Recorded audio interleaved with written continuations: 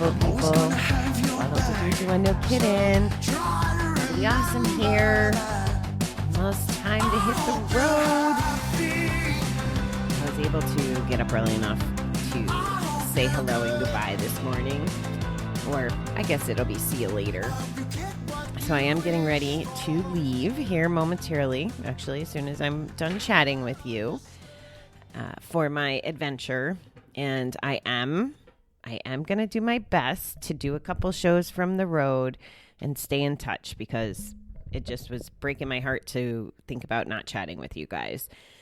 And I don't know frequency or anything like that. So those of you that are avid listeners, and I definitely know you're out there because the numbers keep climbing. Thank you. I will be doing my best to stay in touch. The days I don't, the weeks I don't, I really have some really badass interviews. Like, I've been touched by the people I've come in contact with. A lot of people in general, but this last, week and a half as I was ramping up to leave, I've just met some really cool people, and I hope that you enjoy them as much as I have. The other cool little nugget so I look every couple of days or so to see if we have new cities online and new countries. And I want to give a shout out this morning to San Jose, California, because I personally do not know anyone in San Jose, California. So I know that you're not just listening because you know me. But you're like my number 2 city behind the one here where I live in. So that's amazing to me. So thank you for being here, with me, I think every day, honestly. And then France and Ireland, you guys are neck and neck. I watch you and you're like 6 downloads apart. And it's just it's really funny. Let me see who's in the lead. I think France is in the lead by 6 episodes. So that's a lot of fun. This, I'm a numbers kind of girl, and that's my business showing, but it's really fun to watch the stats. And this morning I wrote down the numbers, because there's no way to keep it there or see like through time. So I've been at 47 countries now for a little bit. And this morning I woke up, and thank you for the gift of 50 countries. So welcome. The 2 that I could identify were Russia and Gibraltar, which that's so fun. Like, it took me a minute to resonate the word Gibraltar, and I apologize if I'm not saying it right, but that's how I know it to say it. So welcome to 321.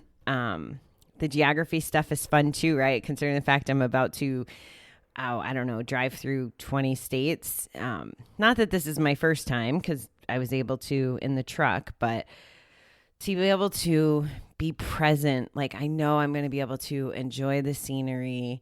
And, we're at the, I don't want to say the peak, but we're at this transitional, like, I think fall starts on Monday.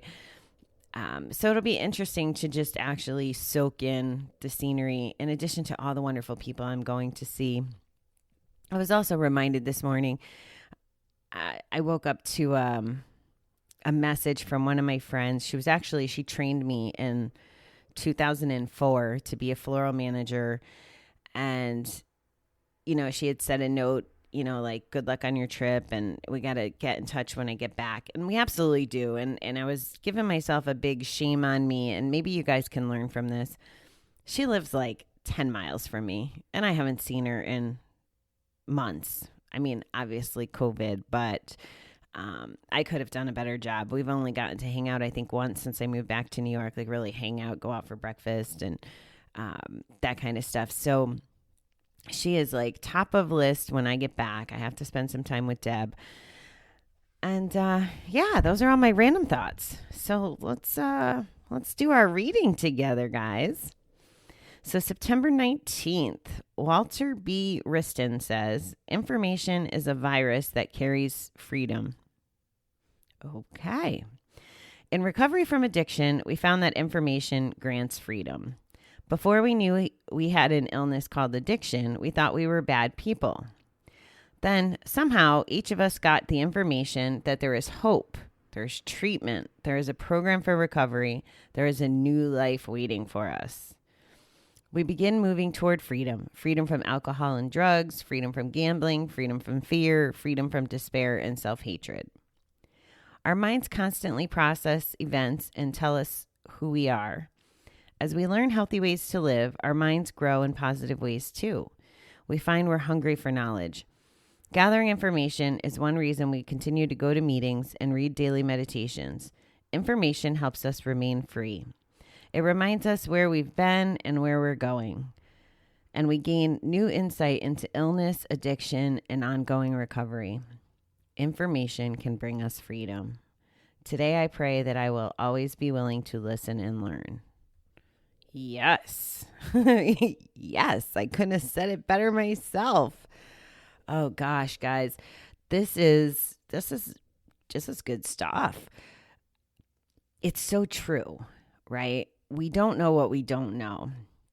And this line that we thought we were bad people, how relatable is that? I've heard, and I hope I don't screw this up if I'm remembering correctly, it's not that we're bad people, but we might have done bad things when we were gambling. And there's a big distinction there, a huge distinction there. You know, I've talked about my friend, and you guys have met her, Michelle, from an earlier episode. She's like one of the freaking best people I've ever met in my life. She has this heart that is gold. She's a hard worker. You know, and I'm not saying that in the generic, you know, like you go on a job interview, I'm a hard worker. Like this lady freaking rocks it. She helps her brother's girlfriend is, you know, has some medical stuff. Her mom's a little bit older. You know, she's engaged in the family. She'll do anything for anyone. She's just amazing. It's not that she's a bad person. Now, she embezzled a lot of money. She went to jail. She did bad things, but very, very different things between being a bad person and being a good person who does bad things. It says here that, you know, we get information that there's hope, there's treatment, there's a program, there's a new life. And if that's the only thing that you take away from this morning's reading, there is a new life. Oh my God, there is a new life, guys. Like freaking incredible, beautiful life. The things I'm talking about and looking forward to, the people that have been in my life all along that maybe I haven't done a good enough job being there for, or staying in touch or whatever. I now have this opportunity, right? And like, I think that's a big reason why it's not like these people can't live without me showing up, right? But especially like when I was in Kansas City, I came back to New York to visit all the time because these were people that were important to me, and vice versa. You know, here I am in New York and I make it to Kansas City every year, sometimes multiple times, because those people, even though I was only there for a short period of time in the grand scheme of things, these people left a mark in my life. Like, I don't know if I've ever told you, but the day that I met the core group of friends that I'm going to see, I was relatively new, and I was looking for, when I had left New York, I had you know, like my home bar, and, you know, the Cheers version where you knew everybody. You knew the bartender, you knew the patrons. It was just comfortable. And when I went to Kansas City that first year, I struggled to find a place that was like home for me. And it started, I'm not a Mexican food eater, or at least I wasn't before living in Kansas City. But I stumbled into this place one night, and I was going to walk out, but this young fella came up to me. His name is Mason, and I freaking adore this kid. He's he's just a badass kid. Like I don't even know how old he is. He's in his early 20s, but he's gone and lived in Saipan, and he's lived in Hawaii, and he goes and stays in hostels, and he just freaking embraces life. Like, that's what I respect about him so much. And I used to always tell him, you know, like, stay away from girls. Just keep doing you. Like, don't settle down and get married and do what everybody else does. And I'm not saying that that's a bad thing, but he was embracing it, and he's just an awesome example. But he comes up to me, and he basically got me to not leave. And he chatted with me most of the time I was there. So he got me really comfortable about going in this place. So on another night, I'm there, and there's all this chatter, like a party in the other room, and there's this group of people, and I don't remember exactly how it went. Of course, it's a drinking environment. How many details really are going to be accurate? But essentially what happened that night was this group of people were there because one of the ladies in the group had lost her son, and it was the son's birthday. And this group of friends was, celebrating the memory of her son. So it was like a celebration, but it was also a very, I don't want to say mourning, but it was, in my mind, on the outside looking in, it would be a very private, personal thing. Here I was, an outsider. I didn't know her son. I didn't know these people. But by the end of the night, this group of people made me feel like family. And that's who I go back to Kansas City to see.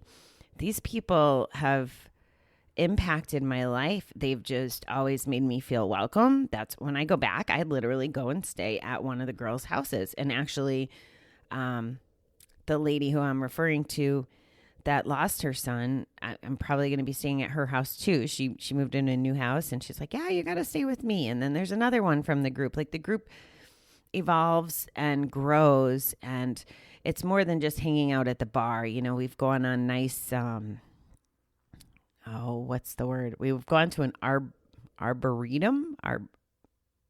Arboretum? No. Where you go outside, and it's a pretty walking trail. And we've gone there for Christmas. And, we do things together that aren't just in the bar.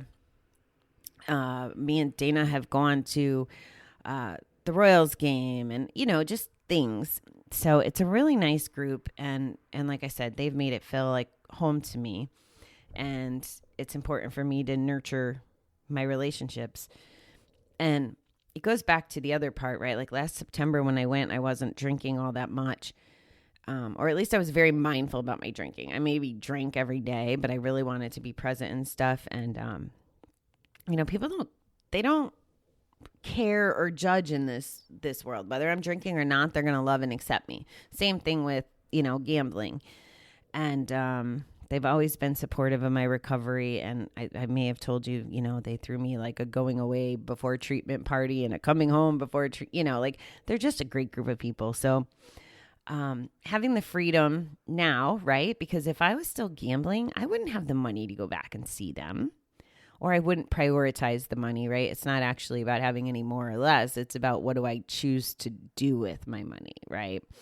And I choose to live my best life and keep in touch with people and have these relationships. So I guess I'm tying it in because this trip is like really, I don't know, I'm excited about it and looking forward to it. And appreciating the freedom. Like I just recently got this whole new freedom by not having a job where I have to have a dress code that someone else dictates, or a schedule that someone else dictates, or rules that someone else dictates. And it can almost be compared to, the gambling addiction. There's a way of life that happens with that, and it's what the addiction dictates.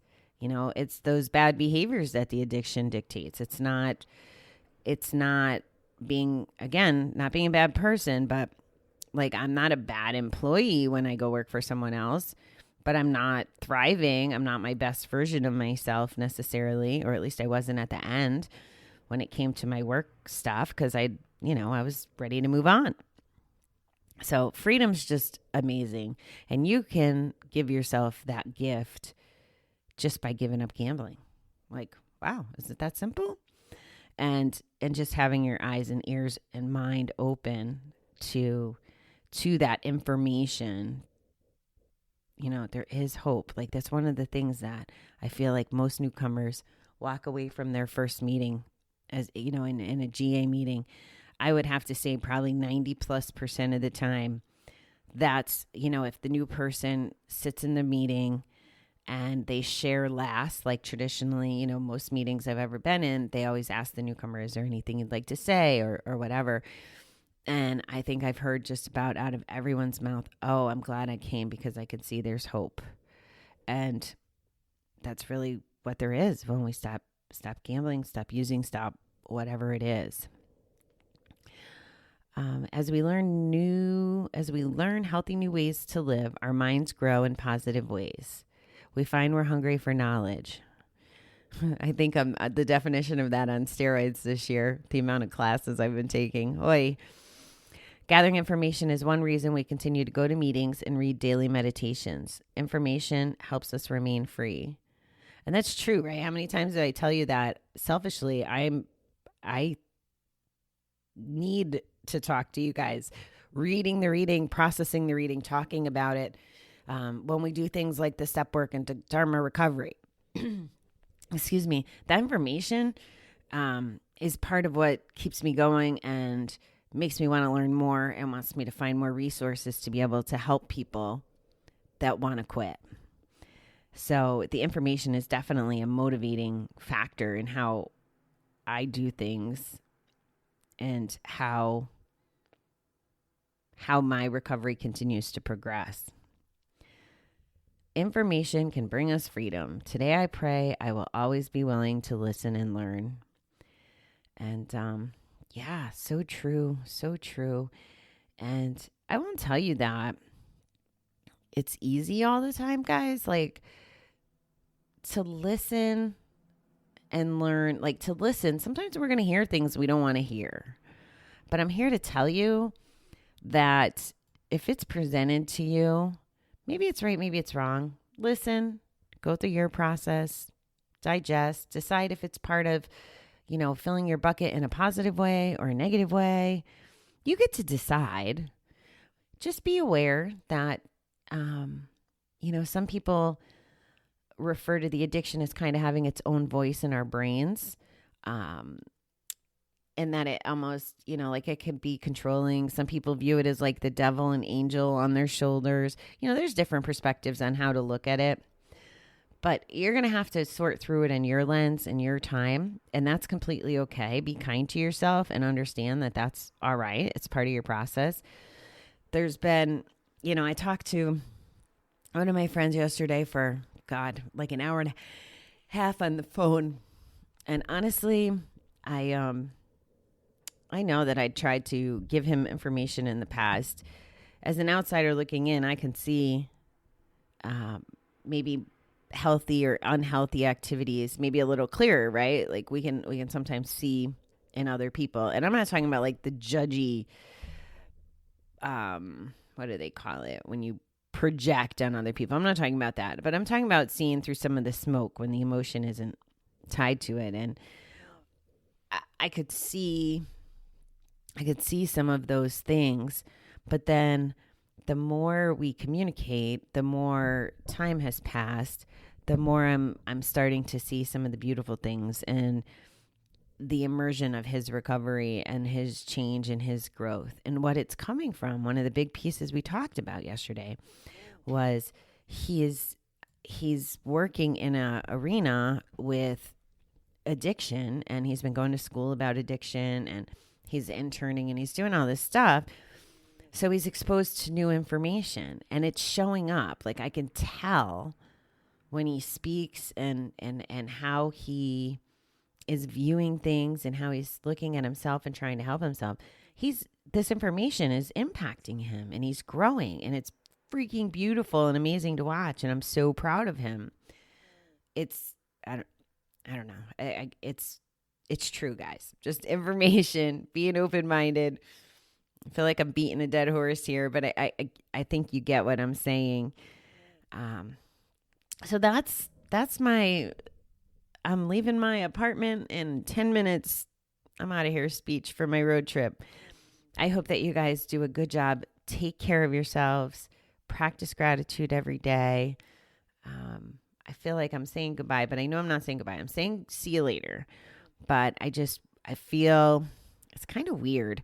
I don't even know necessarily actual impact on the day-to-day, but I just feel like having a little bit of a mama hen role here that just because I'm not here to, I don't want to say lecture you, but chat with you every day and do the readings and the meditation, that you're still practicing your recovery and that you're doing other things that benefit you.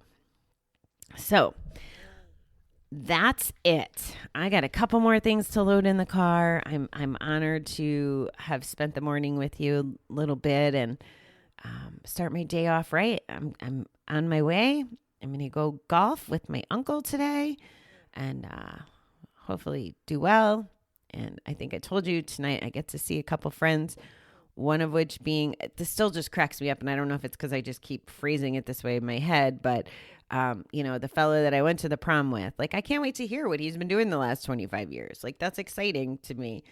And seeing the other friend I'm going to see as the gentleman who created the tagline that I adore. Like, we were having a conversation one night and brainstorming, and he essentially is responsible for Positivity is No Gamble.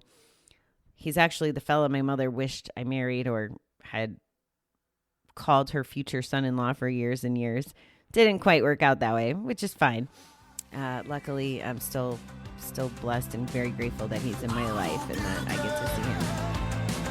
So I am out of here. I hope you guys have a great day. Take care of yourselves.